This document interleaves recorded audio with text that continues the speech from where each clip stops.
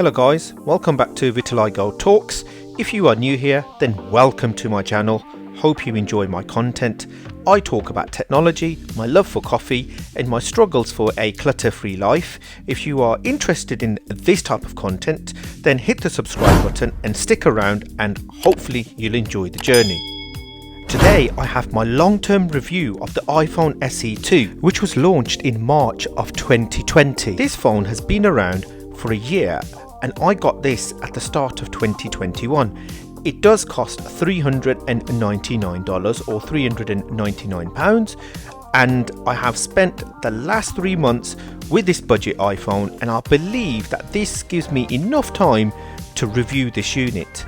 In this review I will be covering the following: performance, the display, camera, battery life, and build quality and durability. Let's talk about the performance of this phone. This phone does contain the Apple A13 Bionic chip, which is found in the iPhone 11 Pro.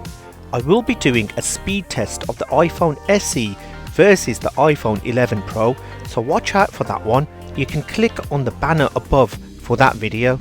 When you use this phone, you instantly feel the speed. The speed can be felt from opening the apps, using Touch ID. Touch ID is blazing fast, and I feel that it is needed right now when we are living in the days of COVID-19 and we are wearing masks when we are going outdoors, as Face ID does not work well with masks. Loading and scrolling web pages is as fluid as water. This phone may look like an iPhone 8, but it's got the internals of the iPhone 11 Pro. That's like buying an old Toyota Camry and adding a custom engine to it. Oh, I'm reminiscing about Pimp My Ride now. I loved that show. Back to the speed of this phone, you get the scrolling speed, the openings of the apps, and the closing of the apps too, and those are the things that I have enjoyed so far. As I own an iPhone 8 Plus as my main phone, this phone feels familiar to me, and I quite like that for now. I shall be upgrading to the new iPhone 13 or whatever it's called when that is launched in September of this year. I will be posting an unboxing, setup and first look of the iPhone 13, and like this video I will be posting a review to give you my thoughts. Subscribe to my channel so that you don't miss out on that. Let's talk about the screen on the iPhone SE 2. The display, this is a Retina LCD and it is a 720p screen with a 326 ppi density. There are other Android phones around at this price with better screens. If the screen is important to you, then this phone isn't something I would recommend. As a budget Apple iPhone, it's not bad. Let's talk about the cameras on the iPhone SE 2. The rear facing camera is a single lens 12 megapixel f1.8 wide lens and can shoot at 4K at 24, 30 and 60 frames per second, and also at 1080p, 30, 60, 120 and 240 frames per second.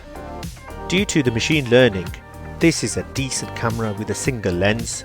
This phone does contain the portrait mode, previously only available on dual lens iPhones.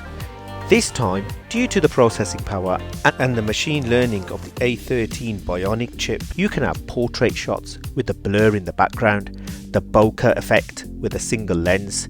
When it works, it's fantastic, and when it doesn't, it looks terrible.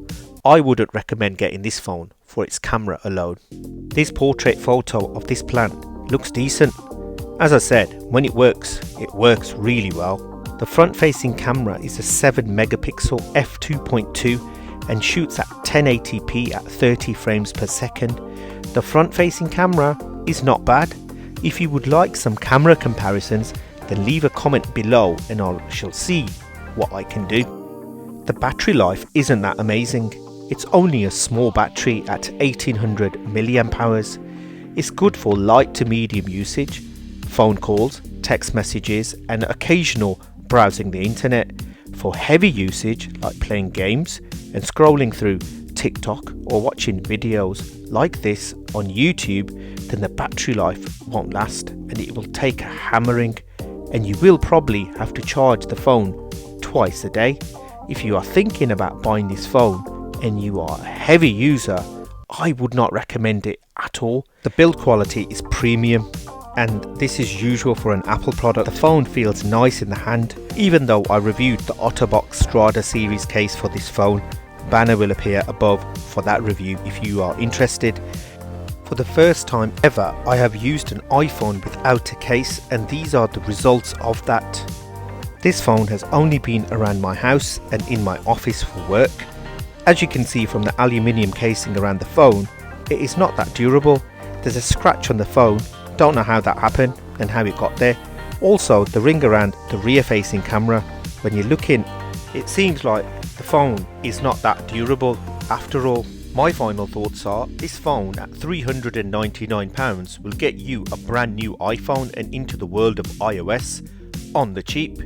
Performance is amazing, the display is not good enough in 2021, the camera is decent and I like it, the build quality feels premium, the battery life is horrible, and this is a deal breaker for me, and I wouldn't recommend this phone at all. If you would like to see the unboxing of the iPhone SE, click this video.